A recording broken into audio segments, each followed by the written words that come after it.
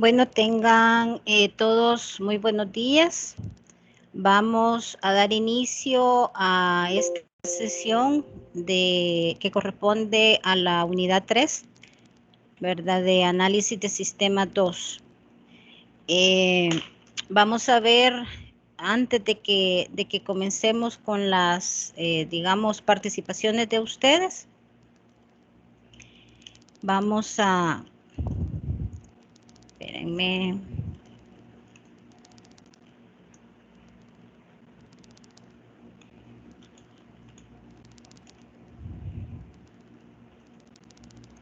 Vamos a ver cómo es que están las actividades y la evaluación que me comentaba Suseli, que ya se tiene para el próximo sábado. Yo pensé, se lo juro que yo pensé que iba hasta en mayo la evaluación. Entonces prácticamente ya tenemos encima, ¿verdad? Todo esto. Entonces, la unidad que corresponde que veamos el día de ahora, pues se refiere a la ingeniería de seguridad. Y dentro de ella, pues tenemos 4 subtemas. El primero, que es la gestión de riesgo de seguridad. De este subtema, pues nos va a hablar Suseli y Gabriela y Reinita. Luego tenemos el segundo tema que trata sobre el diseño para la seguridad. Aquí van a intervenir Abraham, Olga, Yesenia y Anabel. El siguiente es el análisis estático. Prácticamente quedó solo. Este tema nadie ¿cómo se llama? Lo tomó. Y por último, el cuarto tema, que es la confiabilidad y la seguridad, que acá sí está William y Blanca Celina. Entonces, vamos a ver la parte de las tareas. Quiero decirles que las notas del laboratorio están pendientes, pero yo este día, a más tardar el día de mañana, pues se las voy a estar subiendo acá a la plataforma, ¿verdad? Para que ustedes ya vean cómo fueron evaluados. Entonces, tenemos acá la tarea 1. Vamos a ver la tarea 1.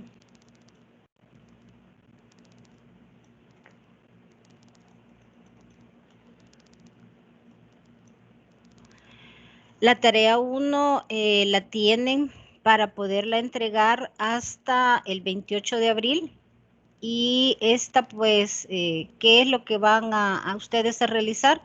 Van a tener que hacer un ensayo donde van a considerar el tema, que es la informática educativa. De este tema, pues, hay bastante información en la web. Entonces, ¿qué deben de incluir? Pues los objetivos, los fundamentos que tiene la informática educativa, la importancia que se toma en cuenta, ¿verdad? De la tecnología en la formación académica actual, sobre todo hoy que estamos en pandemia, cómo es importante o qué tan necesario es el uso y el conocimiento y el manejo de la tecnología, no solamente para ustedes, ¿verdad? Como estudiantes, sino que también para el docente, porque el docente también tiene que conocer bastantes herramientas, tiene que conocer o poderse manejar en todos estos entornos virtuales, porque si no, pues las clases como que no se vuelven tan, digámoslo así, ¿verdad? Tan productivas, tan como generadoras de conocimiento. Entonces, tienen ustedes que tomar eso en cuenta. Y las herramientas que existen, ¿qué herramientas ustedes logran investigar? Que son herramientas TIC que se utilizan en la educación. Entonces, por ejemplo, tenemos ahorita, ¿verdad? El Teams, las plataformas virtuales, tenemos las pizarras virtuales, Por ejemplo, también aquellos generadores de, ¿cómo se llaman? De presentaciones, de mapas mentales que están en la web. Algunas de esas herramientas pues las tenemos, ustedes las tienen asociadas a su cuenta de correo de la universidad, que es una cuenta Gmail. Gmail pues nos proporciona bastantes herramientas que son útiles para educación. Entonces, de eso, ¿verdad? Trata o debe de tratar el ensayo que ustedes van a realizar. Recuerden que si bien es cierto, ustedes pueden copiar y pegar, ¿verdad? El bloque de texto, porque por lo general eso es lo que hacemos, ¿verdad? No analizamos tanto así a fondo algunos temas cuando nos toca hacer algunas investigaciones. Entonces, pero tengan el cuidado de que tenga una secuencia lógica, de que tenga lógica a la hora en que ustedes van a ir como armando, ¿verdad? La estructura de este ensayo. Entonces, el documento dice debe de tener la carátula. Ustedes ya la carátula ya saben los componentes que deben de tomar en cuenta. El abstract, bueno, acá se los está pidiendo en inglés. Entonces, bueno, si son un poquito así que se les traba la lengua en el inglés, pues recuerden que ahí está el traductor, ¿verdad? En, en San Google. Ustedes pueden hacer su resumen ejecutivo en español y después ir copiar y pegar en esa herramienta y después, obviamente, otra vez, ¿verdad? Copiar y pegar ya a su documento. El resumen es como que me cuenten el cuento o como que le cuenten el cuento de qué es lo que ustedes están colocando o cuál es el contenido que ustedes han desarrollado. El resumen no tiene que ser una cosa extensa, no, con la mitad de una página que ustedes se tomen o desarrollen o coloquen en el resumen ejecutivo es más que suficiente porque es un resumen. Es nada más como darle una primicia a la persona que va a leer el documento de qué es lo que va a encontrar dentro de ese documento. Entonces, eso sí, ¿verdad? Que abarque todo lo que ustedes han considerado y todo lo que ustedes han considerado son estos subtemas que están en la parte de arriba. Estas son las consideraciones que ustedes deben de incluir dentro del resumen ejecutivo. Luego, pues, una introducción, algo breve también, en la introducción pueden remontarse a cómo era antes la informática educativa. Entonces, y yo acá les adelanto, recuerden que la informática educativa antes nada más era como un recurso de apoyo a las clases del docente. Entonces, no utilizábamos o no teníamos tanta gama de herramientas para poderlas utilizar y ahora en día pues necesarias en cómo se está desarrollando la educación. Luego los objetivos ustedes los pueden tomar de los subtemas que tienen ustedes que involucrar en el ensayo. Ya en el punto número 6, pues va el ensayo como tal, ¿verdad? Ya ahí ya tienen que ir colocando cada uno o desarrollando, digamos, cada uno de estos subtemas. El ensayo no tiene que ser tan extenso, ¿sí? Pero sí tiene que tener como lo esencial, ¿verdad? Lo esencial de lo que se les está pidiendo a ustedes, que son estos tres subtemas o estos tres, digamos, como objetivos principales que se tienen dentro de la informática educativa. Luego las conclusiones, aquí sí les voy a pedir que hagan una conclusión en base a cada uno de los subtemas, ¿verdad? Los fundamentos de la informática, la importancia de la tecnología y las herramientas tecnológicas, a menos que ustedes en la conclusión involucren los tres subtemas, porque pueden ustedes hacer una sola conclusión que incluya los tres subtemas. Luego las referencias, en las referencias sí tengan, yo hasta el momento pues no había estado como, como les digo, como reparando tanto en la referencia que ustedes colocaban, pero sí es bastante importante que manejen el formato APA. Entonces, si no tienen ustedes un lugar como una, digamos, como un sitio, como algo que les ayude para poder ir referenciando, les voy a mandar al grupo de WhatsApp algunos sitios donde, o inclusive creo que tengo un documento donde se orienta cómo es que deben de referenciar, sobre todo que hoy en día nosotros utilizamos referencias web, ¿verdad? En realidad es raro que encontremos un libro en formato PDF en la web y de ese tomemos alguna información. Y en el cuerpo, en el número 6, en el ensayo, si ustedes van a citar a algún autor, también cítenlo en forma correcta. Entonces, no está mal citar, pero sí lo importante es que utilicen la forma adecuada de cómo citar. Igual, en el documento, perdón, sí, en el documento, en el sitio que les comparta, voy a tratar que vaya también esa parte de cómo ustedes deben de citar en en el cuerpo, ¿verdad? En el contenido en realidad de lo que ustedes van a presentar. También tomen en cuenta que si, por ejemplo, dicen, por ejemplo, Tomasino y Ramírez, en el 2000, ¿qué? En el 2017 dijeron esto y esto. Entonces, eso del Tomasino y Ramírez, esa es una citación. Entonces, pero obviamente ustedes para poder citar esa persona o a eso, perdón, a esas personas, a esos autores, tienen que colocar la referencia. Sí, eso es algo que es bastante, como les dijera, bastante necesario que ustedes lo tomen en cuenta, que si citan a alguien en el ensayo, entonces tienen que colocar esa referencia de esa persona o de esas personas que ustedes han citado. Entonces, tengan o tomen en cuenta eso. Ahora, en los anexos,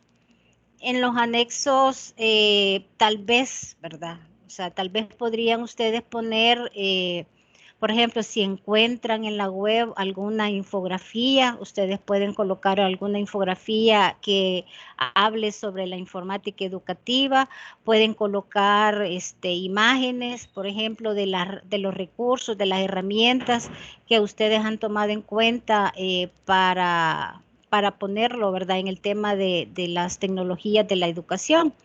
Entonces, así es como deben de armar ese documento. Entonces, prácticamente siento que ahí lo que les va a tomar tiempo es investigar, ¿verdad? Irse a investigar cada uno de estos subtemas.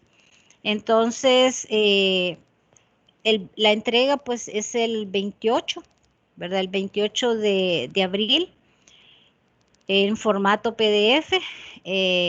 Y acá pues ustedes tienen la rúbrica, ¿verdad? Entonces en la rúbrica prácticamente va considerado cada una de las partes que debe de llevar el documento. Entonces, y acá tienen, ¿verdad? Que la bibliografía pues tiene que ser presentada en formato APA. Como les repito, o sea, yo no había estado tomando en cuenta esto, pero ahora sí. Pero también para podérselos tomar en cuenta, yo les voy a proporcionar pues algo que les sirva de guía ¿cómo se llama? Para que ustedes puedan, ¿verdad? Ir tomando estas referencias. Y bueno, esta es la tarea 1. Y el examen como bien decía Suseli, el examen pues lo tenemos programado. En realidad a nosotros no nos han mandado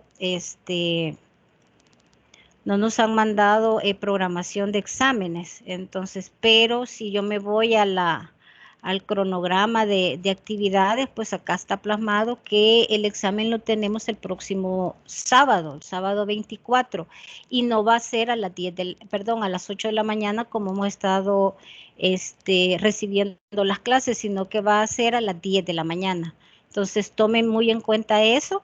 Se supone que van a haber tutorías de refuerzo en el transcurso de esta semana. Yo les estaría avisando cuando ya nos indique el coordinador qué fechas son qué fechas y qué horas, ¿verdad? Son las que se van a tomar para poder hacer estas tutorías. Entonces, para que ustedes estén al pendiente, si se pueden conectar, porque yo sé que llevan, ¿verdad?, más asignaturas, pero si se pueden conectar, pues yo les estaría diciendo a ustedes qué días y qué horas, y de todos modos recuerden que estas tutorías de refuerzo, pues quedan grabadas, ¿verdad? Todo queda grabado, entonces luego el ingeniero Amaru, pues lo sube a la plataforma y para que ustedes puedan allí ir viendo, ir accesando los contenidos que se han desarrollado. Ok, entonces ya, ¿verdad? Finalizado esta como resumen, retroalimentación de todo lo que se nos viene encima. Vamos ya a pasar a la exposición o a la participación de cada uno de ustedes con el tema que seleccionaron. Recuerden que deben de subir lo que ustedes vayan a decir en el foro, porque recuerden que esto va con punto, ¿verdad? Para este parcial que tenemos el próximo sábado, y con las notas de los parciales, si el ingeniero pues lo deja, ¿cómo les digo?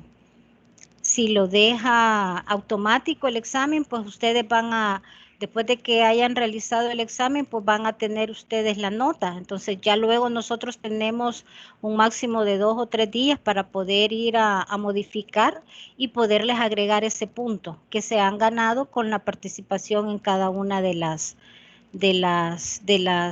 tutorías. Entonces ahorita solamente William ha subido, ¿verdad?, el desarrollo del tema. Entonces yo les pediría que lo suban el día de ahora, ¿verdad?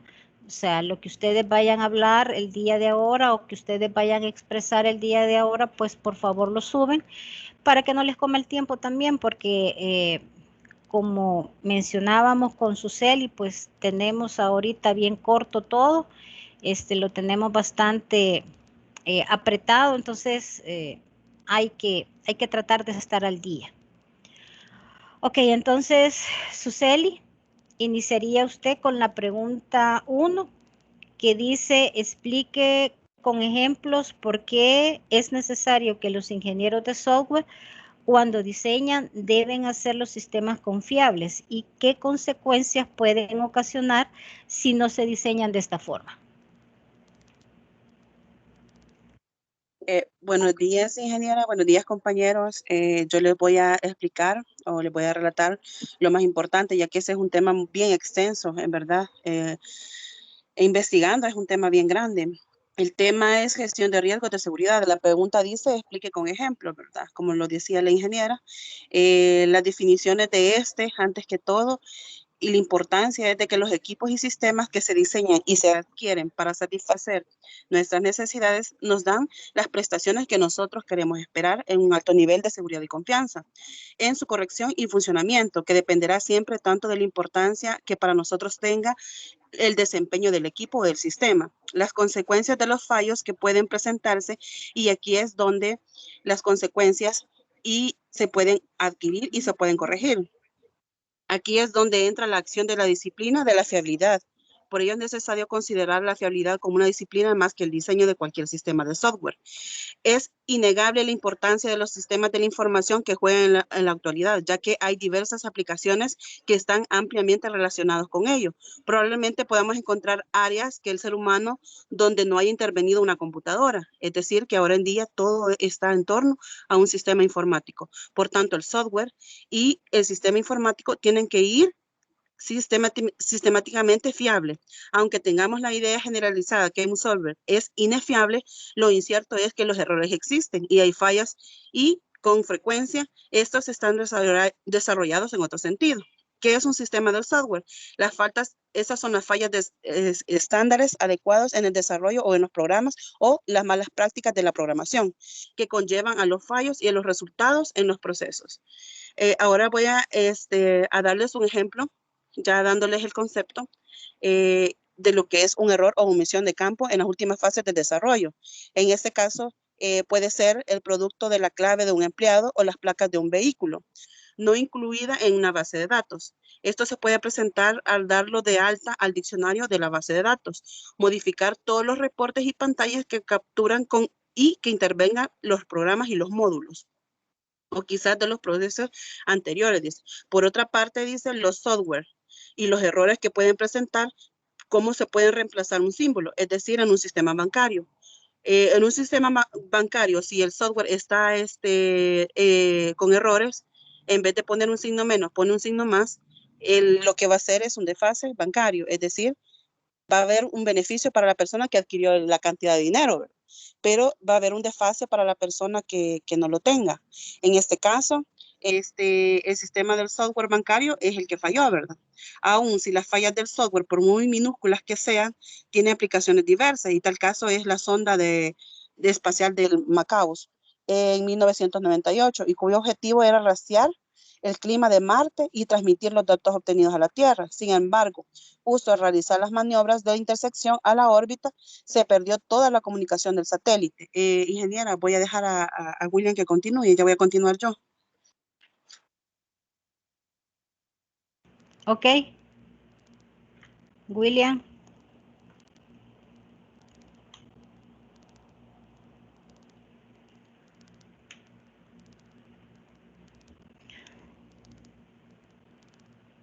Buenos días, ingeniera. Perdón que esta cosa se me había Se le trabado. bloqueó. No, se me había trabado, no me daba pase para poder. Pero voy a continuar de donde se quedó la compañera, que creo que fue acá. Tal es el caso de la onda espacial MCO Mars Climate Orbiter, lanzada en 1998 y cuyo objetivo era rastrear el clima de Marte y transmitir los datos obtenidos a la Tierra. Sin embargo, justo al realizar las maniobras de inserción a la órbita marciana, se perdió toda comunicación con el satélite.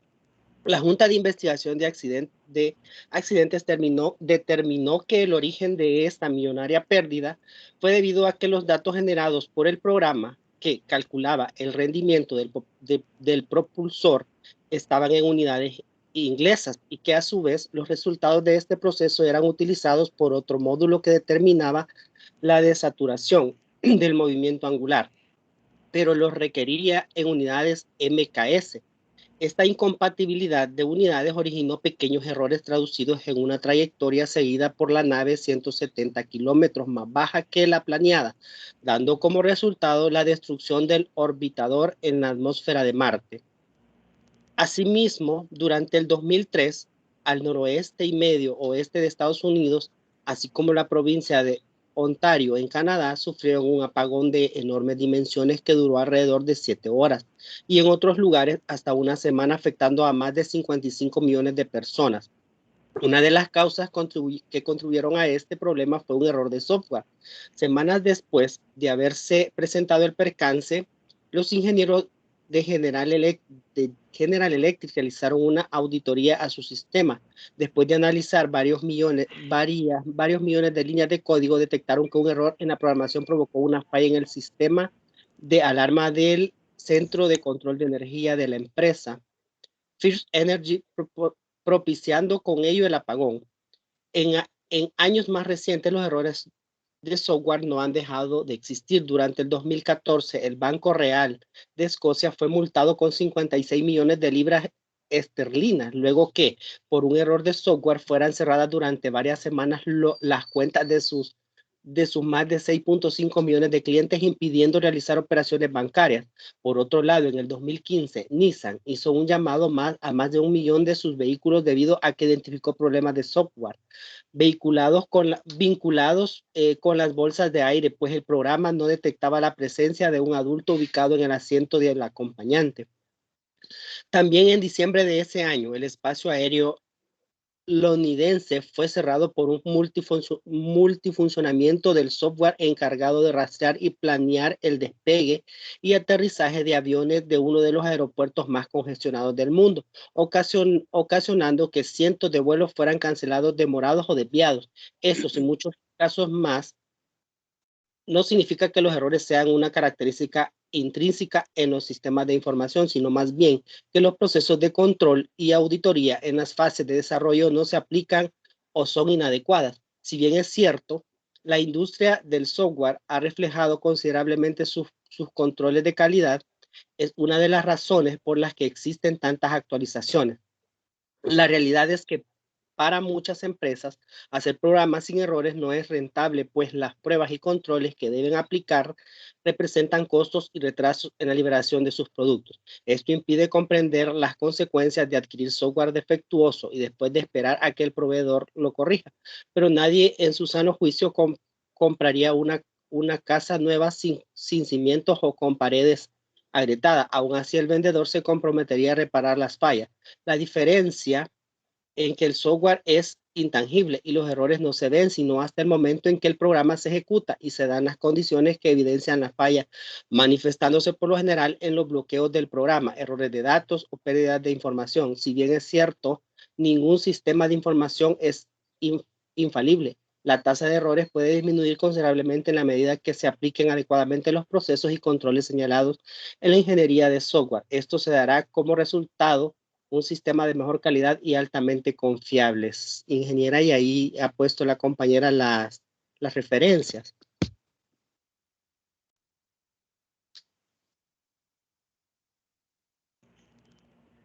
Ok, perdón, Abraham. Lo último no se lo escuché.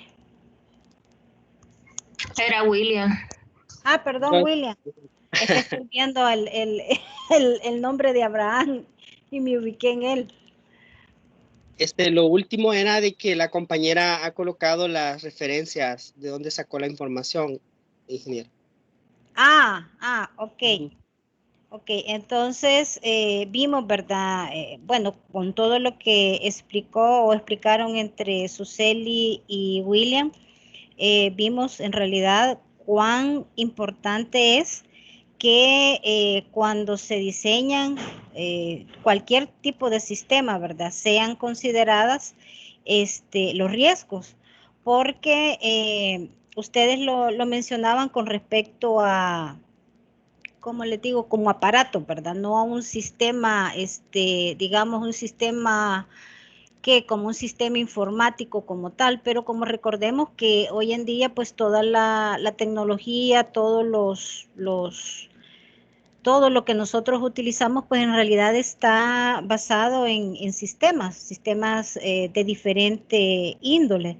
Entonces, y las consecuencias que en realidad se pueden ocasionar por un mal diseño, en realidad hasta pueden matar personas, ¿verdad? Entonces, en algunos casos, pues nada más son desfalcos o son pérdidas de cierta información, pero, o sea, hoy en día, pues llegamos hasta el hecho de que podemos matar a ciertas personas o podemos matar a un grupo de personas, entonces ya eso pues ya se va volviendo un poquito más grave.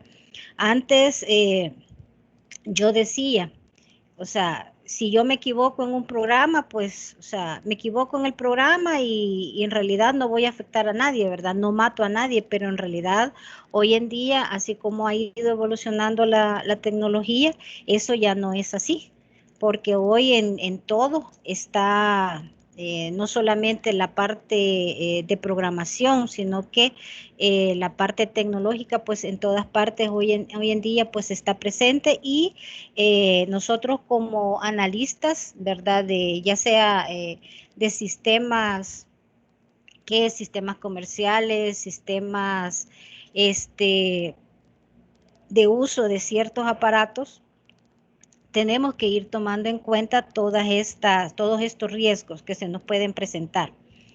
Ok.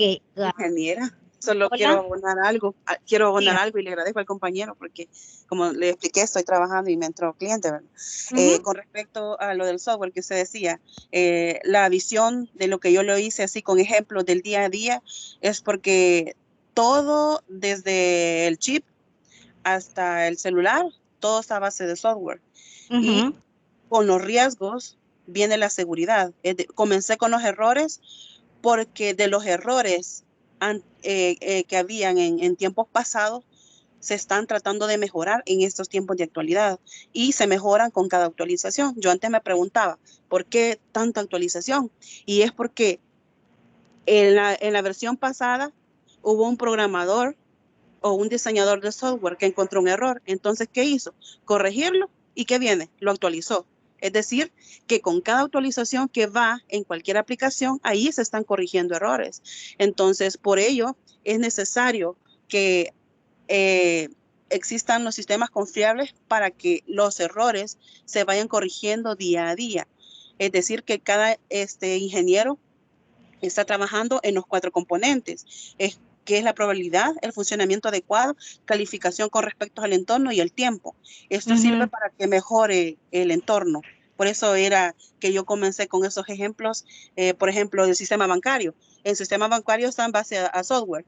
El sistema de aviones también llevan sistemas de software, pero como hay diversidad de software, para cada uno hay va programado así. Igual también existen los errores. Nada más eso, ingeniera. Sí, inclusive fíjense que le voy a contar algo que me pasó entre anoche y la madrugada del día de ahora.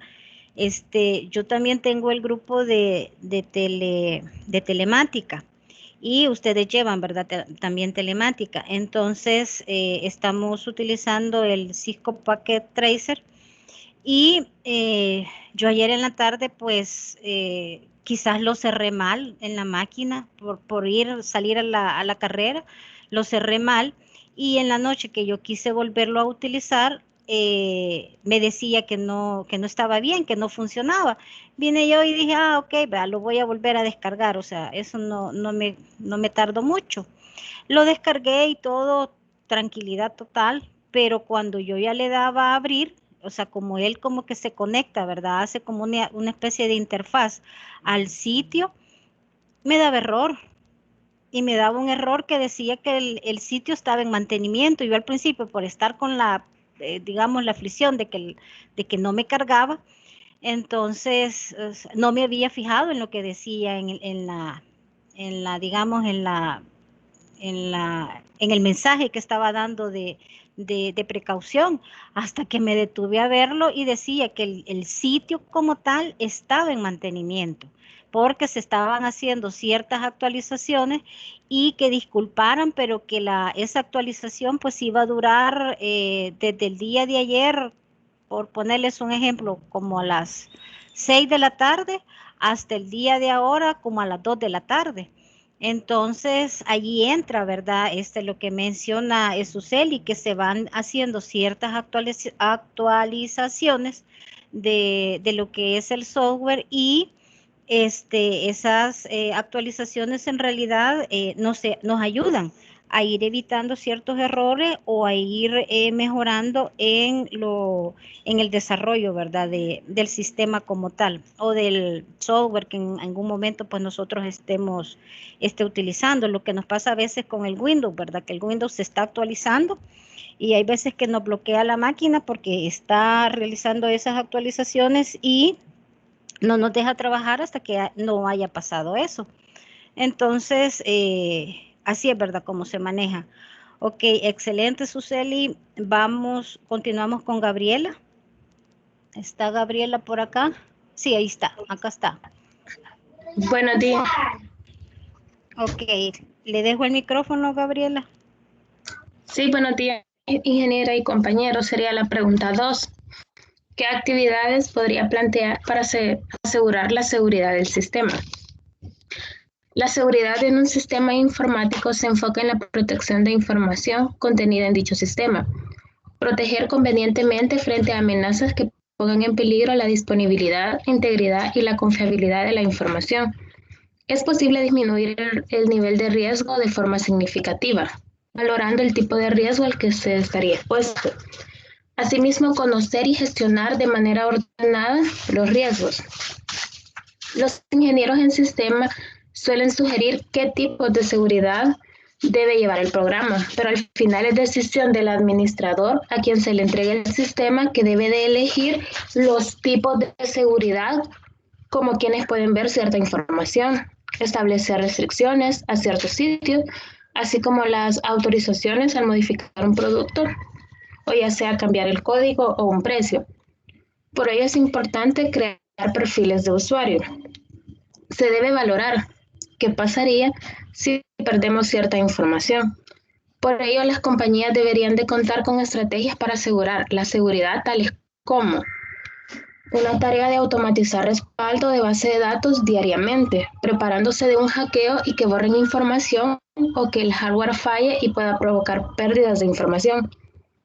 Políticas de renovación de contraseña, bloqueos de navegación en sitios web y así evitar algún virus informático, actualizaciones de sistemas operativos y aplicaciones, ya que las antiguas tienen mayor riesgo de ser atacadas, contar con antivirus, cierres de sesiones de forma automática después de cierto tiempo de inactividad, autenticación de ingreso, redes privadas virtuales para proporcionar acceso remoto seguro, robo de identidad, determinar qué, cuándo, cómo y quiénes realizarán acciones sobre el sistema.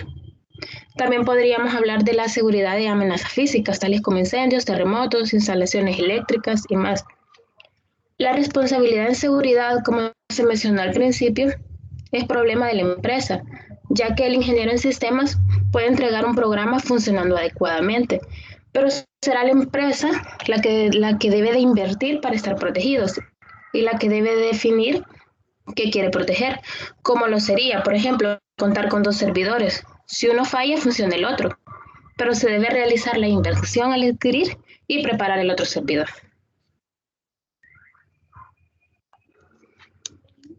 Eso es todo. Ok. Fíjense que es bastante importante lo que mencionó Gabriela, sobre todo con los permisos. O sea, no todo, y eso pues lo debemos definir en el momento en que se está diseñando el sistema. No todas las personas pues pueden tener acceso a todo, ¿verdad? Todo el entorno que va del cual va a estar compuesto el sistema. Entonces hay que ir tomando como roles, como categorías para poder ir definiendo, ¿verdad? El acceso y así pues plantear la seguridad. También dentro de la seguridad pues hay que tomar en cuenta lo que son los respaldos, los backups de la información. Entonces también para eso se debe definir un rol, una persona en específica, fechas en específica, establecer un cronograma, un lugar donde se va a ir guardando toda esa información, si es que se va a guardar en forma física. Hoy en día pues existe la nube, ¿verdad? Que es por medio del lugar donde algunas empresas pues contratan cierto servicio y es allí donde van guardando, donde van respaldando la información. Ok, continuamos con Reinita. Sí, buenos días, compañeros. Mi pregunta era la pregunta 3 y dice, ¿me escuchan? Sí se escucha, un poquito suave, pero sí se escucha. Ok. Y la pregunta 3 dice, explique en qué consiste valorar el riesgo y cuáles son las etapas de este.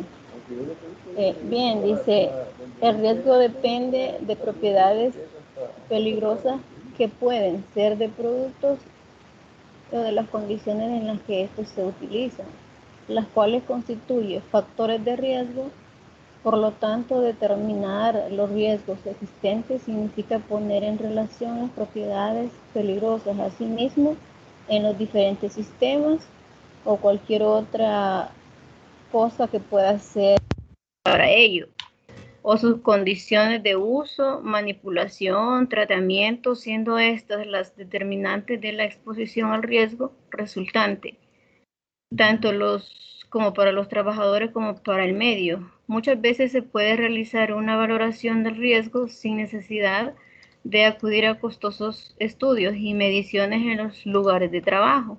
También identificar cuáles situaciones podrían afectar el cumplimiento de un determinado proyecto y su respectiva documentación. El qué y el por qué y cómo pueden surgir las cosas como bases para el análisis posterior del caso. También dice, las valoraciones del riesgo se inician antes de decir la adquisición del sistema y debe continuar a lo largo del proceso de desarrollo de este y después de que se pone en uso. Algunas de sus etapas son, tenemos la primera que dice valoración preliminar del riesgo. Se dice que en esta etapa aún no se toman decisiones sobre los requerimientos detallados del sistema, del diseño o de la tecnología de implementación. La meta de este proceso de valoración es decir, si puede lograrse un nivel adecuado de seguridad a un costo razonable. Si este es el caso, entonces es posible establecer requerimientos de seguridad específicos para el sistema. No se tiene información de las vulnerabilidades potenciales en el sistema o de los controles que se incluyen los componentes reutilizados del sistema. En la 2 nos dice valoración del riesgo del ciclo de vida. En esta valoración del riesgo tiene un lugar durante el ciclo de vida de desarrollo del sistema y es un informe de las decisiones técnicas de diseño e implementaciones del sistema. Los resultados de la valoración pueden conducir a cambios en los requerimientos de seguridad y agregar otros. Se identifican las vulnerabilidades conocidas y potenciales. Este conocimiento se emplea para la toma de decisiones informadas sobre las funcionalidades del sistema y de cómo ésta se implementará, probará y desplegará. En la 3 tenemos la valoración del riesgo operativo. Después de que un sistema se implementa y se pone en operación, se debe realizar una valoración del riesgo para tomar en cuenta cómo se usa el sistema y las propuestas para los nuevos y cambiantes requerimientos. Las suposiciones referentes a los requerimientos operativos que se hicieron cuando el sistema se especificaba pueden ser incorrectas. Los cambios en las organizaciones significa que el sistema podría utilizarse en diferentes formas en las planeadas o originalmente. La valoración del riesgo operativo conduce a nuevos requerimientos de seguridad que deben implementarse a medida de que va evolucionando el sistema.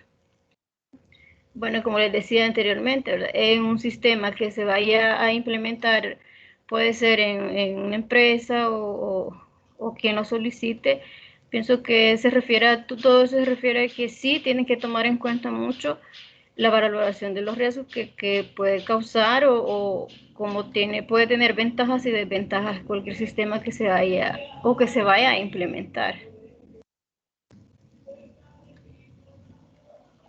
Eso. Ok, gracias, Reinita. Sí, ¿verdad? El riesgo, o sea, como tal, tiene que ir inmerso en el momento en que se diseña el sistema o se adquiere o se compra, ¿verdad? Porque ya cuando, digamos, si ustedes compran o adquieren un sistema, un software y no lo han probado o no han visto todas las posibles fallas o las cosas, hay veces que las personas que diseñan o se encargan de diseñar software, lo diseñan en una forma general. Entonces, y se lo digo por experiencia. Entonces, acá en la universidad el software que se compró era en una forma general.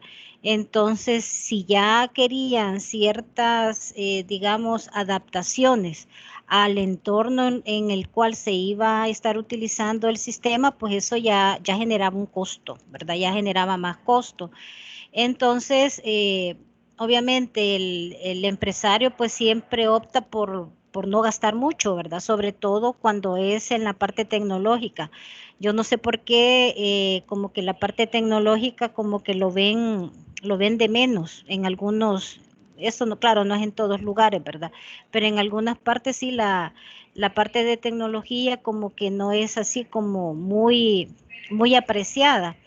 Y las dificultades que se nos han presentado a nosotros, por ejemplo, o los riesgos que se nos han presentado a nosotros son que han tenido que ir como haciendo adaptaciones que han tomado bastante tiempo, han dificultado el desarrollo de ciertos procesos, de ciertas actividades, porque cuando se compró ese software no se tomó en cuenta digamos, esos módulos, sino que se dejaron así y no se tocó, ¿verdad? No se pidió en realidad que se adaptara al entorno en el cual se iba a estar utilizando ese sistema.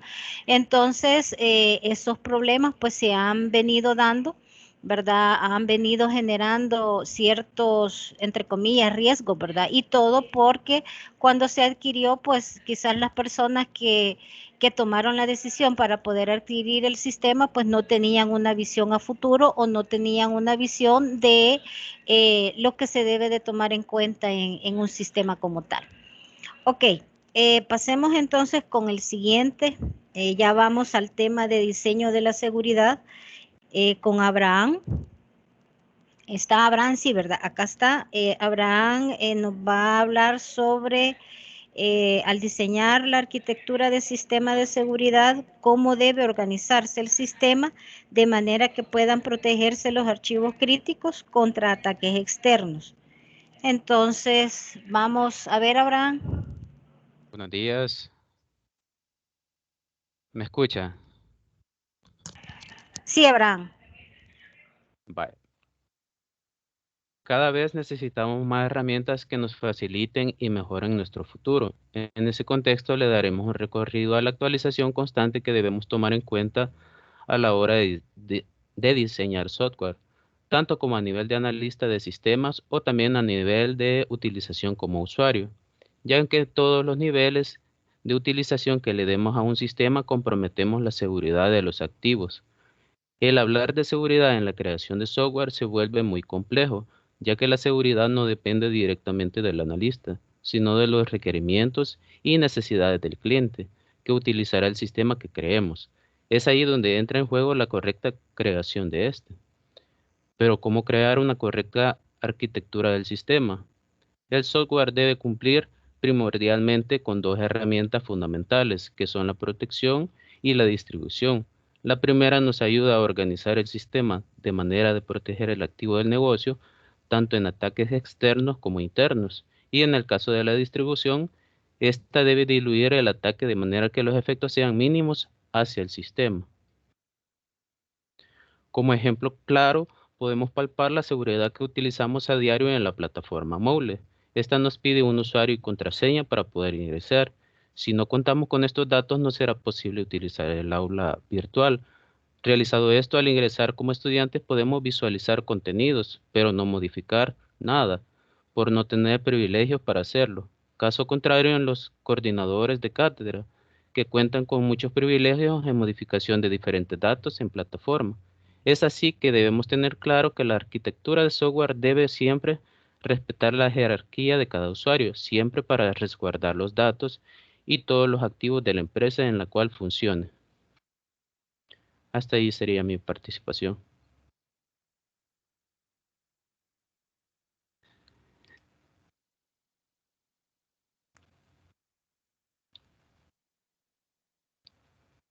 Hola, hola. Ok, decía de que muy importante lo que Abraham menciona sobre las jerarquías que deben de irse tomando en cuenta en la arquitectura que se va a diseñar para determinado sistema. Entonces, y el ejemplo que él coloca, pues es bastante puntual, ¿verdad? Que, por ejemplo, en la plataforma, ustedes solamente tienen opción de ver y de subir en algunos momentos, ¿verdad? Documentos, dependiendo de cómo se haya estructurado las actividades. Igual quiero comentarles que nosotros como tutores, nosotros solamente podemos ver en ciertas cosas que ustedes también pueden ver, en un dado caso habilitar algún foro, pero en el foro de consultas o algo general y las notas, ¿verdad? Obviamente. Entonces, nosotros no tenemos acceso a nada más. Los que sí, ¿verdad? Tienen acceso un poco más amplio son los coordinadores de cátedra. Y obviamente las personas que están en el área de sistemas, pues que ellos tienen, ¿verdad? Todo abierto. Entonces, todo eso pues debe irse considerando en el momento en que se diseña la estructura de la cual pues va a estar conformado el sistema, hablando de seguridad, ¿verdad? Hablando de seguridad. Inclusive hay sitios o hay lugares a los que ustedes accesan primero con una contraseña, después accesan con otra, y puede ser que todos esos niveles que van pasando, no en todos ustedes tengan la misma, como las mismas características. Puede ser que en uno pues ustedes tengan un ambiente limitado, en otros puede ser que tengan un poquito más, ¿verdad? De posibilidades de realizar algunas acciones, pero todo esto pues tiene que ir definido dentro de la arquitectura de la cual va a estar compuesto el sistema. Esto lo tienen bastante, digamos, bien planteado los bancos. Entonces, en los bancos, por ejemplo, tenemos, digamos, una serie de programadores, de desarrolladores de sistemas, y ellos pues tienen asignado un área determinada del banco, ¿verdad? Entonces, por ejemplo, si yo tengo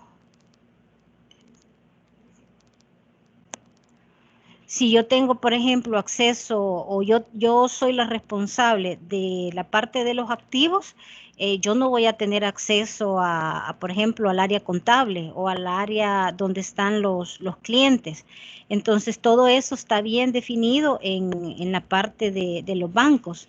Inclusive, yo como persona encargada de un área en específico, puede ser que no pueda, ¿verdad? Realizar así en una forma bastante amplia cualquier actividad dentro del sistema. O sea, yo me doy cuenta, por ejemplo, mi esposo trabaja en un banco, entonces él está encargado de ciertos sistemas, ¿verdad? De ciertas aplicaciones.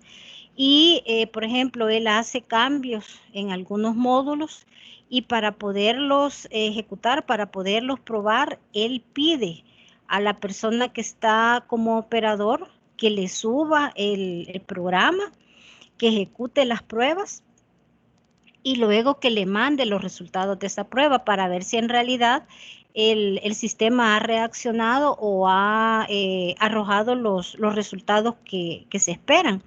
Y es más, esos resultados no solamente los valida él, sino que los valida el usuario, la persona pues que está encargada, o sí, que está o que utiliza ese módulo.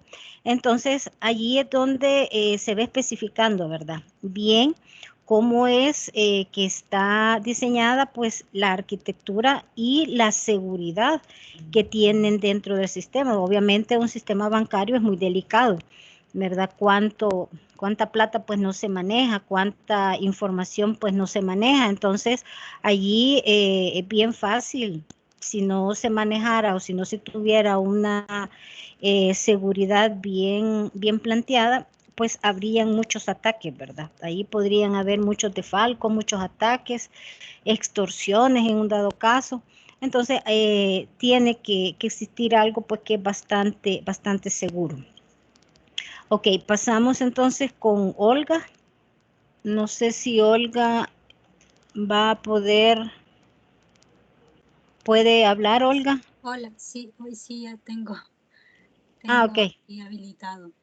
Les voy a compartir mi pantalla. Ok. No sé cómo.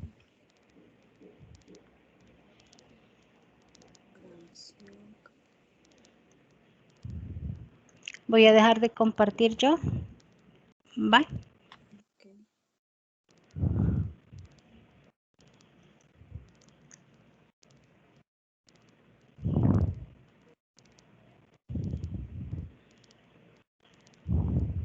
Quiero ver dónde sale. Compartir pantalla y ¿Le sale la opción?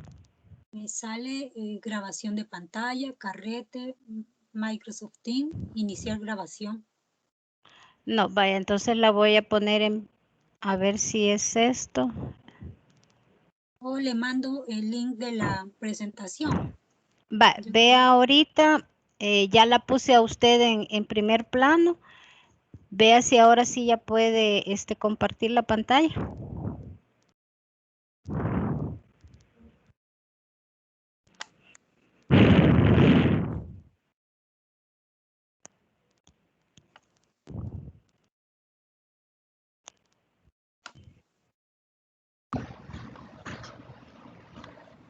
¿Se ve?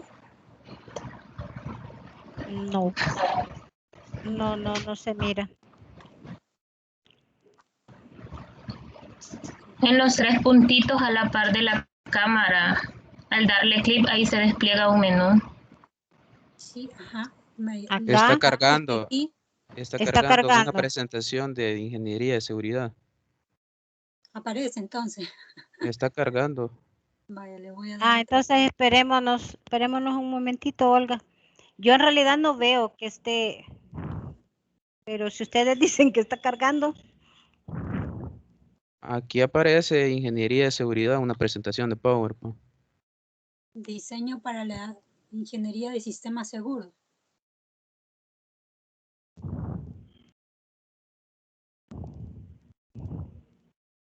Ahí está ya. Ahora sí.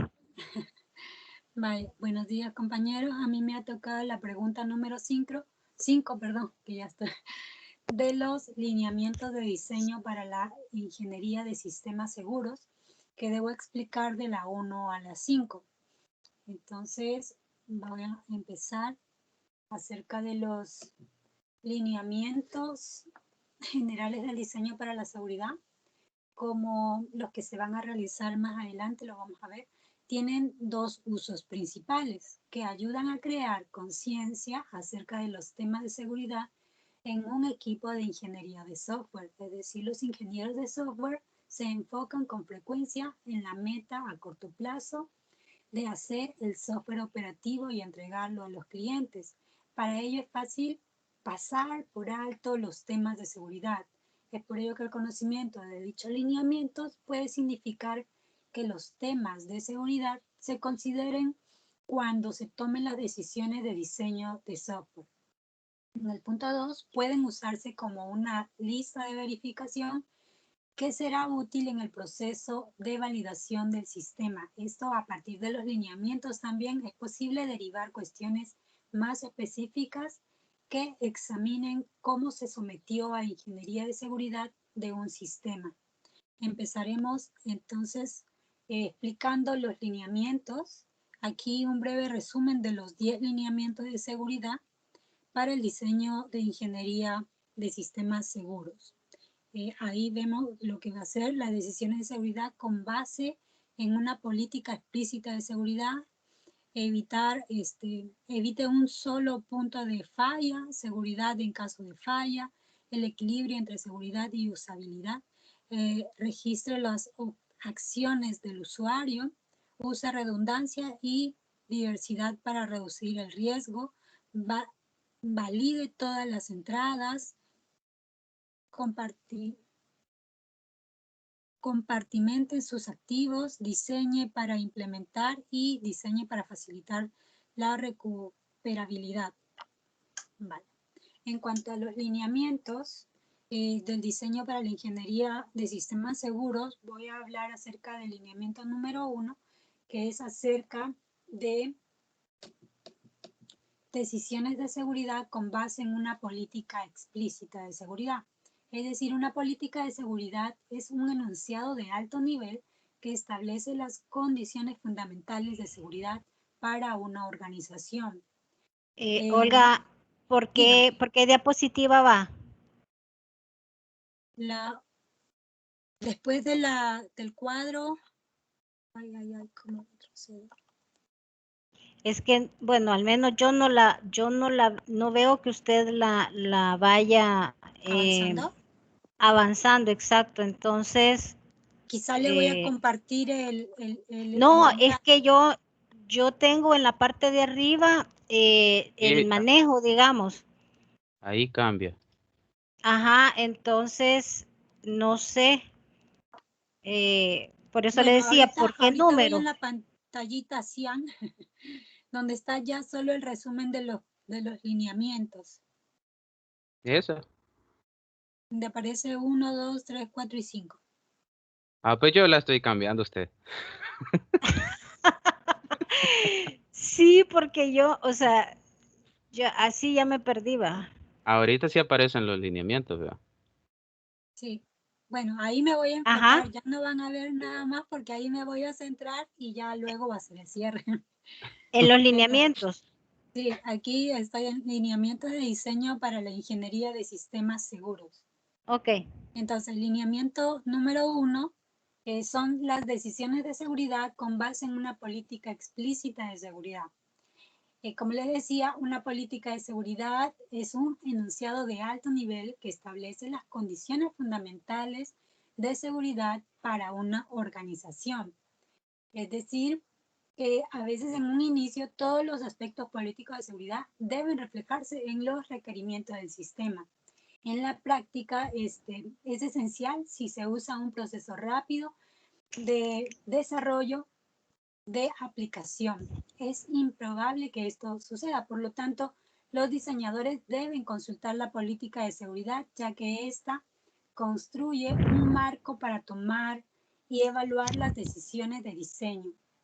Por ejemplo, se diseña un sistema de control de acceso a un hospital y la política pues, de seguridad del hospital puede establecerse como que solo el personal médico acreditado pueda realizar modificaciones a los registros electrónicos de los pacientes, ya que es un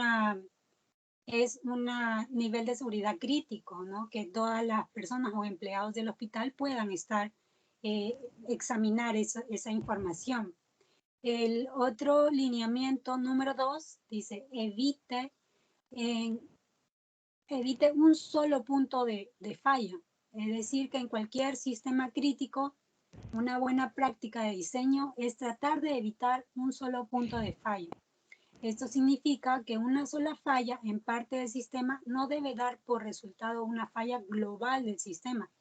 Esto en términos de seguridad significa que no debe apoyarse en un solo mecanismo para garantizar la seguridad. En vez de ello, se debe emplear muchas técnicas diferentes. En ocasiones esto se conoce como una defensa en profundidad, es decir que esto va a mejorar el poder resguardar toda la información del desarrollo del sistema. Un ejemplo, por ejemplo, se solicita una contraseña para autenticar a los usuarios de un sistema. También puede incluirse un mecanismo de autenticación, una pregunta o respuesta donde los usuarios deban registrar previamente las preguntas y respuestas del sistema. Esto para que pueda ayudar en parte a lo que sería el registro de fallas del sistema. Vamos a pasar al lineamiento número 3, que habla acerca de la seguridad en caso de fallas. Las fallas son inevitables en todos los sistemas, pero los sistemas críticos para su seguridad siempre deben ser seguros en caso de falla. Cuando falle el sistema, no se debe usar procedimientos de estado de emergencia que sean menos seguros que el sistema en sí. Es por ello que la falla del sistema tampoco debe significar que un ataque acceda a datos, que un atacante acceda a datos a los que normalmente no tendría acceso. Por ejemplo, cuando en un sistema de información de pacientes que se sugiere que el requerimiento de los datos de los pacientes deban descargarse a un sistema cliente al comienzo de una sesión clínica. Esto acelera el acceso y significa que el acceso es posible si el servidor no está disponible.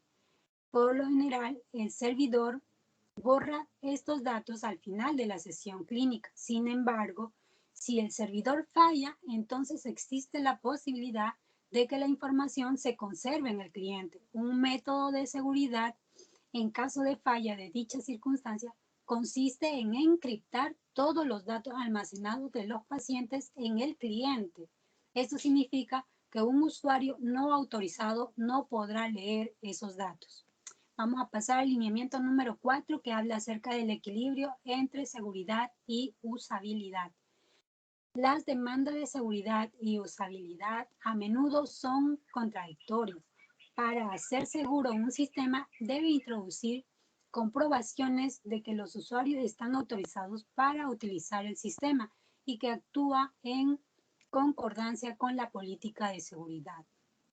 Inevitablemente, todo ello supone hacer peticiones a los usuarios, es decir, deben recordar nombres y contraseñas de acceso, usar solamente el sistema de ciertas computadoras, etc. Eso significa que los usuarios tardan más tiempo para iniciar el sistema y usarlo de manera efectiva. Conforme se agregan características de seguridad a un sistema, es inevitable que éste se vuelva menos usable. Por ejemplo, si se requiere que los usuarios ingresen múltiples contraseñas o que cambien sus contraseñas a intervalos frecuentes por cadena de caracteres imposibles a veces de recordar, simplemente esto provocará que los usuarios anoten en algún lugar dichas contraseñas. Y un atacante, en especial los internos, ¿verdad? En una organización, podrían encontrar la contraseña que se anotaron y así conseguir acceso al sistema. Por ende, pues esto es una vulnerabilidad del sistema al final. En cuanto al lineamiento número 5, es registre las acciones del usuario. Estas es sí es prácticamente posible hacerlo, ya que debe mantener siempre una bitácora de las acciones de los usuarios. Esta bitácora al menos debe registrar quién hizo qué, es decir, que los activos que utilizó a la hora y fecha de las acciones. También se necesitan herramientas que le permitan analizar la bitácora y detectar acciones potencialmente anómalas. Una bitácora de acciones del usuario es útil porque actúa como un disuasivo a quienes, en este caso, podrían ser atacantes internos, ¿verdad? Si la persona sabe que sus acciones se registran, entonces es menos probable que intente actuar en contra o de forma no autorizada. Esto es más efectivo para ataques casuales, como por ejemplo, siempre con el ejemplo del hospital, una enfermera que busca registros de pacientes o para detectar ataques donde se robaron credenciales de usuarios legítimas mediante ingeniería, ¿no? Luego, quiero ver. Este enfoque, no sé si se ve el cambio de pantalla.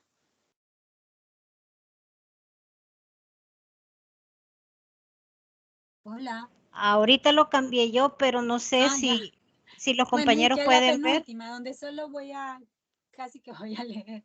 Este enfoque es sobre los lineamientos que son aplicables en particular a los procesos de especificación y diseño del software. sobre los principios más generales, como asegura el vínculo más débil del sistema y también busca hacer algo más simple. Por lo tanto, se deben tomar en cuenta los riesgos de seguridad durante el proceso de diseño del sistema. Pues sí, muchísimas gracias. Ok, gracias, Olga. No quite la presentación, me voy a valer de ella porque continuaban los otros 5 lineamientos, ¿verdad? Del diseño para la ingeniería de sistemas seguros, del 6 al 10. Y la compañera Yesenia está, dice, trabajando y no puede hacer su aporte. Ah, ya se quitó. Ok, espéreme, no me la quite. Ah, perdón, la estaba cambiando. Sí, no me la quite. La pantalla donde están todos los lineamientos.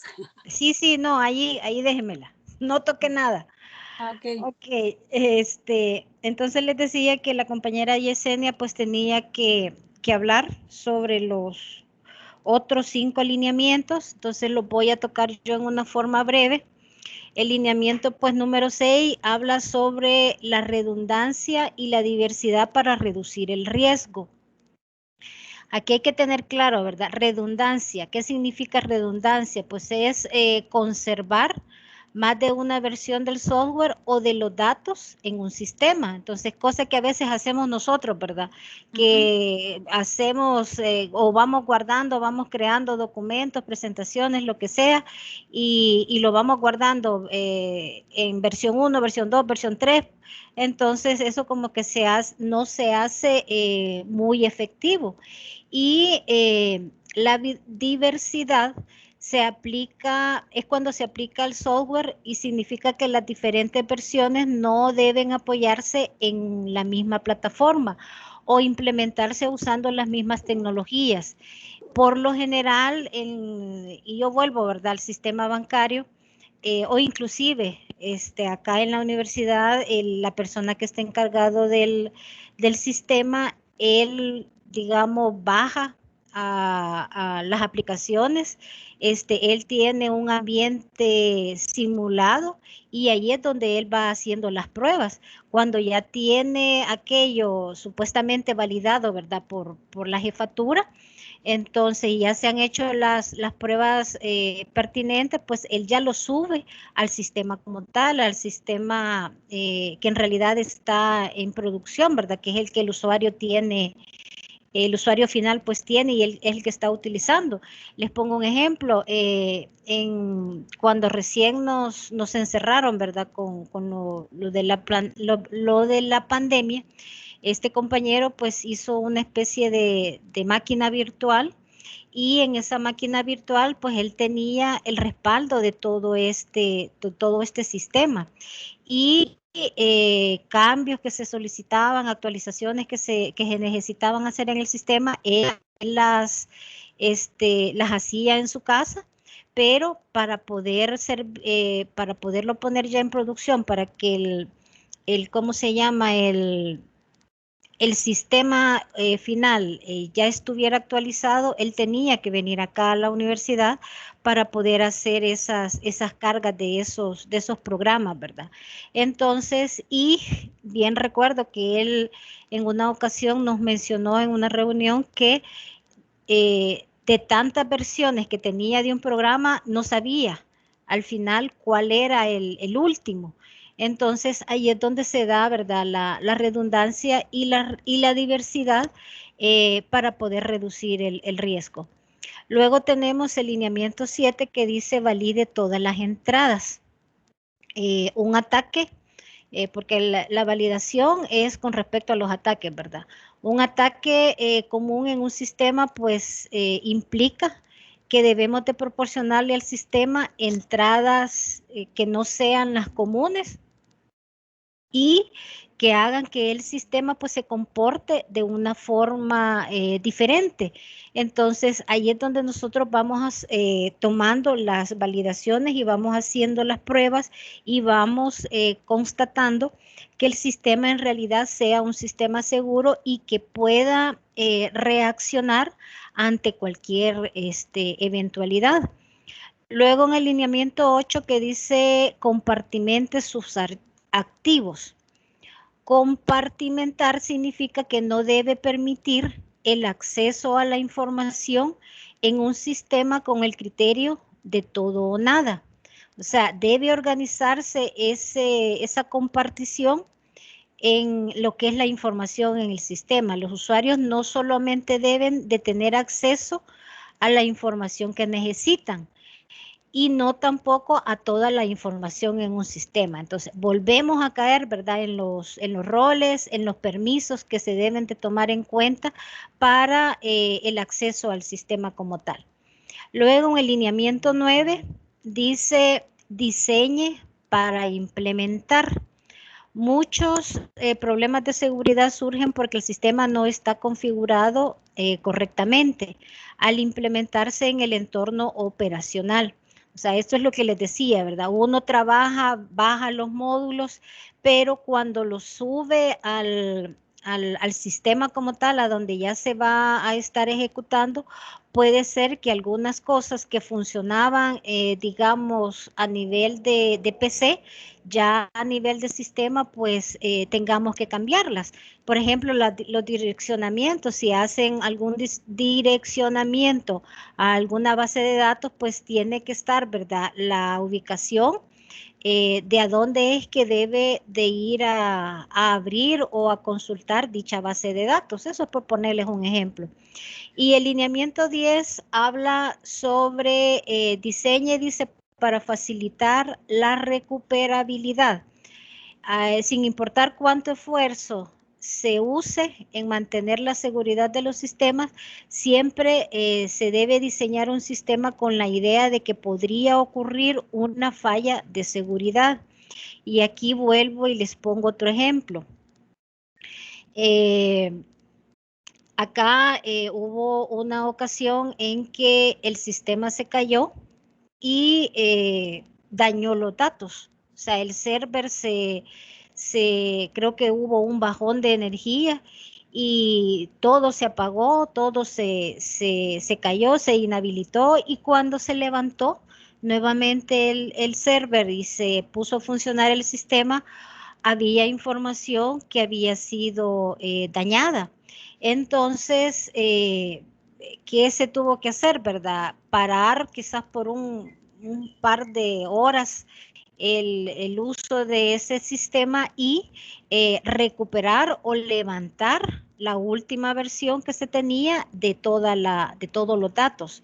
Entonces, acá, ¿verdad?, es donde nosotros tenemos que tomar en cuenta, aparte de que podemos recuperar cierta información, aquí va inmerso lo que son los backups, ¿verdad? Porque para poder recuperar información, pues tenemos que tener backup, y esos backup tienen que ser,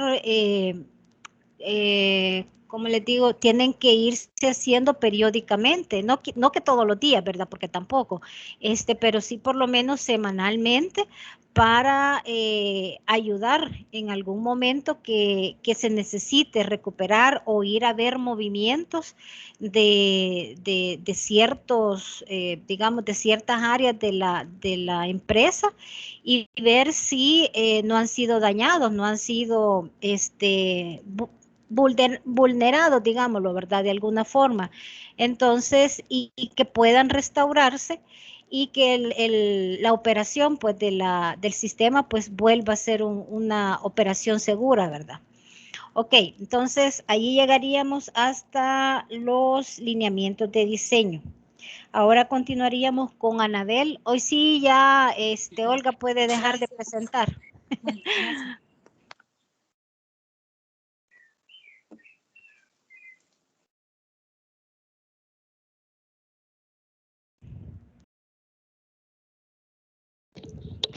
Bueno, gracias. Buenos días, compañeros. Buenos días, ingeniera. Buenos Sí, días. ¿Me escucha? Sí, ¿verdad? Sí, sí.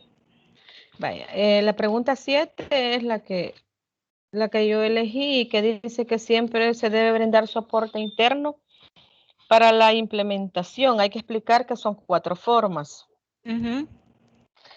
Vaya, la primera, incluir soporte para ver y analizar las configuraciones, ¿verdad? En esto, pues siempre es conveniente adicionar instalaciones en un sistema que permita, pues, a los administradores o al usuario examinar los tipos de configuración del sistema, de manera de que esta facilidad sea adecuada, ¿verdad? Ya sea para el administrador o para el usuario. Y para que solamente él pues tenga acceso a ese tipo de configuraciones y no existan fallas en un programa. En la 2, es minimizar los privilegios por defecto. Pues el software debe de diseñarse de forma que la configuración por defecto de un sistema ofrezca pues los mínimos privilegios esenciales para que no se dé ningún defecto en el programa, ¿verdad? Pues si se da algún defecto, pues esto surgiría en posteriores problemas, ¿verdad? Y pues no es de permitir eso y tiene uno que minimizar esos defectos, ¿verdad? Porque ya no imaginamos un defecto en un sistema de banco, pues como explicaron al principio, sería un gran problema, ¿verdad? Y en la 3 nos dice localizar parámetros de configuración. Pues ahí es cuando se diseña el soporte, de ver la configuración del sistema y habría que asegurarse que el sistema sea configurado pues ahí en el mismo lugar, ¿verdad? Tendría que ver que solamente tenga acceso, pues sería la administración a ese tipo de configuraciones. No puede ser nadie más porque ya creo que afectaría en el programa. Y la número 4 es proporcionar formas sencillas de corregir vulnerabilidades de seguridad. Pues aquí hay que incluir mecanismos directos para actualizar el sistema y reparar las vulnerabilidades de seguridad que se hayan descubierto, ¿verdad? Pues como sabemos, cuando se diseña un programa, pues casi siempre existen pequeños errores, ¿verdad? Que con el tiempo se van descubriendo, y pues los programadores, como usted lo mencionó hace un momento, van viendo la manera de corregir de forma sencilla eso. Usted me parece que estamos mencionando alguno de cuando habló de telemática, ¿verdad? Del programa de que ahora pues lo van mejorando, ¿verdad? Entonces es una forma sencilla de corregir corregir la seguridad de algunos sistemas que tienen algunas pequeñas fallas y que conforme se va dando cuenta, se van corrigiendo para que no exista ningún inconveniente a futuro. Solamente eso sería mi aporte. Ok, gracias, Anabel. Continuaríamos con el tema de análisis estático. Esta pregunta, pues en realidad nadie la tomó. Entonces vamos a hablar un poco sobre el análisis estático. Las técnicas de análisis estático son aquellas técnicas de verificación del sistema que no incluyen la ejecución de un programa. En lugar de esto, pues funcionan sobre una representación fuente del software, o sea, un modelo de especificación o diseño o el código fuente del programa. Las técnicas de análisis estático pueden usarse para comprobar la especificación y los modelos de diseño de un sistema. Todo esto con la finalidad de buscar errores antes de que esté disponible la versión ejecutable del sistema. También este análisis estático tiene la ventaja de que la presencia de errores no va a interrumpir la comprobación del sistema, porque cuando se prueba un programa, los defectos pueden ocultarse o pueden ir ocultando otros defectos, ¿verdad? Que tal vez no hayan sido considerados desde un principio. Entonces, algunas técnicas que existen para el análisis estático están la verificación formal, en la que se producen argumentos matemáticamente rigurosos de que un programa se conforma en base a la especificación. Luego la comprobación de modelos, que es la que se usa o es la que usa un verificador de ciertos teoremas para revisar una descripción formal del sistema en busca de inconsistencias. Y por último, un análisis automatizado de programa en el que el código fuente de un programa se revisa por patrones que según pueden ser potencialmente erróneos, ¿verdad? O pueden ocasionar algún error bastante grave. Entonces, todas estas técnicas están relacionadas y la comprobación de los modelos se apoya pues en un modelo formal del sistema que puede irse creando a partir de ciertas especificaciones que se deben de generar desde un principio y en una forma formal. Entonces, ahora sí pasaríamos con William en lo que se refiere a la confiabilidad y seguridad, que ya es el último tema, ¿verdad?, que tenemos de este día. William. Hola, buenos días a todos. Hola, buenos días. Vamos a dar a conocer lo que es la pregunta número 9, que es la que me correspondía a mí. Y pues decía de la siguiente forma: en las pruebas de fiabilidad existe un proceso de 4 pasos que en ocasiones se conoce como prueba estadística. Explique cada uno de estos pasos. Sabemos de que las pruebas de fiabilidad son un proceso donde su propósito consiste precisamente en medir la fiabilidad de un sistema. Durante el proceso de pruebas de fiabilidad, es posible comprobar si el sistema logró el nivel de fiabilidad requerido. Este tipo de pruebas se llevan mediante el uso de 4 pasos que son: el número 1, identificar perfiles; número 2, preparar el conjunto de datos de prueba; número 3, aplicar las pruebas al sistema; y número 4, calcular la fiabilidad observada. Para el paso número 1, dice que se puede dar inicio con el estudio de los sistemas existentes del mismo tipo para entender cómo se usan en la práctica. Pues lo que se pretende es medir la fiabilidad del sistema y de cómo el usuario lo ve en ese momento. Lo importante en esto es definir un perfil operativo para poder identificar las clases de entradas del sistema y la probabilidad de que dichas entradas funcionen de manera normal. Se podría decir de que podríamos hacer este paso mediante la existencia de otros sistemas que nosotros hayamos trabajado y que hayamos visto qué fallas han tenido, ¿verdad? Y por ende, pues, ver también de qué manera ve esos sistemas el usuario al momento de estar desarrollando el sistema que nosotros llevaríamos a cabo, ¿verdad? Eso sería lo que es el primer paso. Cuando dice identificar perfiles de usuario, pues se refiere a que debemos identificar el personal que va a estar encargado o trabajando en base a las fallas que nos dieron los sistemas que están en existencia para mejorarlas en el nuevo sistema. El paso número 2, preparar el conjunto de datos de prueba.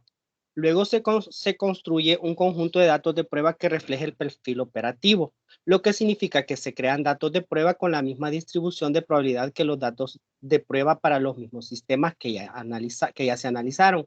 Es aquí donde podríamos usar un generador de datos de prueba para apoyar el proceso. En el punto número 3, aplicar pruebas al sistema. El sistema se puede probar usando estos datos y el número de cuenta, así como el tipo de fallas que ocurren. También se registran los tiempos de dichas fallas. Como se estudió en capítulos anteriores, las unidades de tiempo elegidas deben ser adecuadas a la métrica de fiabilidad que se usa. Creo que para aclarar un poquito más qué son las métricas, ¿verdad? Decimos que la métrica, ¿verdad? Si no hemos leído los capítulos anteriores, pues en el capítulo anterior se mencionaba lo que es este término. Y pues, ¿qué es lo que hace la métrica? Pues facilitarnos la operación al momento el uso del sistema, en el uso del sistema, ¿verdad? Y es un instrumento útil para sistematizar las actividades que dan soporte al ciclo de vida en el software, ¿verdad? Eso es una métrica. Entonces, en base a esto, nos damos cuenta de que tenemos que el sistema, al ser probado, nosotros vamos a generar un número de datos, ¿verdad? O una base de datos en la cual nos va a registrar lo que son las fallas que el sistema nos está dando en ese momento, ¿verdad? Y esto se hace en base a, como les dije, a lo de las métricas, y teníamos de que las métricas, ¿verdad? Hay 3 tipos de métricas, lo que es la POFOT, que es la probabilidad de falla o pedido. Tenemos la ROCOF, que es la tasa de ocurrencia de falla, y la disponibilidad, ¿verdad? O aval, ¿verdad? ¿Qué es la probabilidad de falla y pedido? Define la probabilidad que demanda a un servicio de un sistema derive una falla del sistema. Luego tenemos la tasa de ocurrencia de fallas, que es la segunda métrica. Esta establece el número de fallas de un sistema que se observan en relación a cierto tiempo. Y por último tenemos la disponibilidad o el avail, ¿verdad? La disponibilidad en su sistema refleja la capacidad de entregar un servicio cuando se le solicite. Eso sería con relación a la métrica, ¿verdad? Entonces, luego tenemos en el punto 4, en el paso 4, perdón, calcular la fiabilidad observada, ¿verdad? Después de observar un número estadísticamente significativo de fallas, es posible calcular la fiabilidad del software y trabajar en el valor adecuado de métrica de la fiabilidad.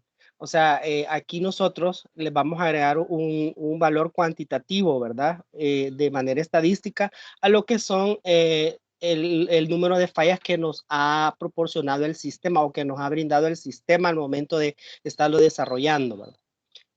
Así también, este es un proceso de 4 pasos, como ya lo decíamos, ¿verdad? Y se les conoce como prueba estadística. Y el propósito de este es evaluar la fiabilidad del sistema. Esto se confronta con las pruebas de defectos, estudiadas en el capítulo 8, donde el propósito es descubrir fallas en el desarrollo del sistema. Este enfoque, que es muy conceptualmente muy llamativo para la medición de la fiabilidad, pero no es fácil de aplicar en la práctica, ya que existen algunas dificultades entre las cuales podemos mencionar. Ahí podemos mencionar 4 dificultades, ¿verdad? Que es la incertidumbre del perfil operativo, altos costos de la generalización de los datos de prueba, incertidumbre estadística cuando se especifica alta fiabilidad, y el reconocimiento de la falla. Incertidumbre del perfil operativo. La primera situación que se nos puede presentar es que los perfiles operativos basados en experiencias con otros sistemas tal vez no sean un reflejo preciso del uso real del sistema que nosotros estamos desarrollando, ¿verdad? Luego tenemos los altos costos de la generación de los datos de prueba. A menos que el proceso sea totalmente automatizado, será muy costoso generar un volumen de datos requeridos en un perfil operativo. La incertidumbre estadística cuando se especifica la alta fiabilidad. Debe generarse un número estadístico significativo de fallas para permitir mediciones de fiabilidad precisas. Cuando el software ya es fiable, ocurren muy pocas fallas y es difícil generar nuevas. El reconocimiento de la falla. No siempre es evidente si ocurrió o no una falla del sistema, si se tiene una especificación formal. Es posible identificar variantes de dicha especificación, pero si la especificación está en lenguaje natural, podría haber una confusión que represente que los observadores ¿verdad? No estén de acuerdo en todo en torno al hecho de que haya fallado el sistema. Ese sería mi aporte, ingeniera. Ok, muchas gracias, William. Entonces, prácticamente con esto finalizaríamos la sesión del día de ahora. Lo felicito porque han investigado, ¿verdad? Bastante. Han buscado la información. Algunos pues no se conformaron solo con lo que está en los materiales de la unidad, sino que han ido un poquito más allá. Pero al final, pues lo que interesa es que ustedes logren comprender, logren asimilar el contenido como tal. Entonces, vamos a llegar hasta acá. Les recuerdo, ¿verdad?, que el próximo sábado tenemos el primer examen. Les voy a compartir por medio del grupo qué temas son los que van a ser evaluados, ¿sí? Porque el ingeniero Amaro pues tiene la costumbre que pone a discusión o a evaluación, mejor dicho, no es a discusión, pone a evaluación de parte de todo el grupo de tutores qué temas son los más importantes que deben de evaluarse. Entonces, en cuanto yo tenga ya definido cuáles van a ser los temas, yo les aviso a ustedes en el grupo para que no vayan a estar estudiando temas que no van a ser incluidos, ¿verdad?, en el examen. Entonces, si van a ser incluidos todos, pues igual, yo se los estaría diciendo en ¿cómo se llama?, en el grupo. Entonces, llegamos hasta acá, ¿verdad? Recordar nuevamente, el examen lo tenemos el próximo sábado a las 10 de la mañana y la entrega de la tarea 1 está para el día 28. Yo les dije también en un inicio que las notas de la tarea, de la actividad que ustedes tienen, que ya entregaron, yo se las voy a estar subiendo a más tardar el día de mañana. Y también pedirles que suban, ¿verdad?, el texto en la parte del foro. Sí, suban el texto acá en la parte del foro y solamente el texto, ¿verdad? No es que ustedes van a subir documentos, no. Nada más el texto. Ya veo que aquí algunos pues ya lo subieron. William, sí ya lo había subido. Abraham, Gabriela y Suseli. Entonces, al resto, ¿verdad?, que todavía no han hecho el aporte, pues súbanlo para que ya quede registrado y que se les coloque el punto en el resultado del parcial. Entonces, llegaríamos hasta acá. Pasen un feliz fin de semana, ¿verdad? A estudiar, a repasar, miren, no es necesario que se aprendan las cosas, solo con que lean y que más o menos tengan una idea, yo les aseguro que van a lograr salir bien en el examen. Y pues los veo el próximo día sábado, ¿verdad?, a las 10 de la mañana para poder hacer el examen. Gracias, ingeniera. Feliz Gracias. día. Todos. Feliz día a todos. Gracias, ingeniera. Feliz día. Perdón, Inge, el enlace para el foro no lo encuentro, no sé si yo me perdí. Está en foro de consultas. Perdón, foro de dudas. Pero no está en tareas ni en contenido. No, está en la Aviso. segunda pestaña, en inicio. Está en inicio, luego se va a consultas, después a foro de dudas y acá está la sede Cojute. Foro para conocernos. No. Gracias, feliz día. Consultas me dijo, ¿verdad? Sí, en consultas. Foro de dudas. Foro de dudas, sí. Wow, ¿cómo iba a llegar aquí? No. Gracias, Inge. Bueno. Bueno, adiós. Feliz día. Bueno.